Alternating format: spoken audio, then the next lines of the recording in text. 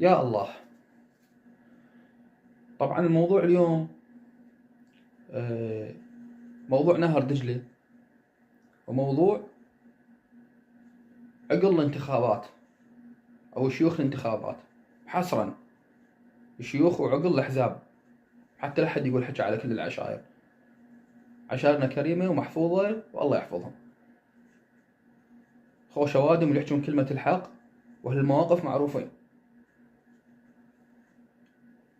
أنا كلامي لشيوخ الانتخابات اللي كل ما تجي الانتخابات ما شاء الله هاي الروس مدري منين تطلع.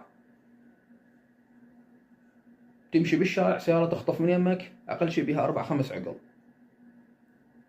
تفوت من يم مطعم تلقاهم دارسين المطاعم، تفوت من يم حديقة تلقى مؤتمر انتخابي ومهرجان، كلها عقل مصفطة على الصف الآخر. تقول رقي العظيم مال قبل، العقل مصفطة.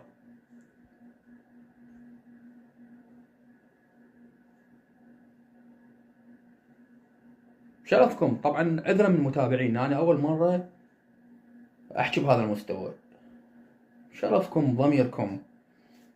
العقل حصرا العقل اللي تظهر بوقت الانتخابات موسمية. شرفكم إذا باكر بسبب إيران وتركيا ماكو مي، المي قام ما يوصل للبيوت. بشرفك ابو عقال، ابو عقال انت قاعد تفتر على مهرجانات الاحزاب، تطلع من هذا المهرجان من هاي الحديقة تروح لهاي الساحة، تطلع من هاي الساحة تروح لهذا المقر، تفترون يوميا 3 وجبات. بشرفك اذا مي بضميرك بغيرتك بكرامتك بكرامتك، اذا باكر مي نشف دجلة ويبس ومي ما وصل لك للبيت، هذا الهبر اللي تهبره بمقرات الاحزاب وبالفواتح وغيرها، ممكن تقول لي وين تغسل طيزك؟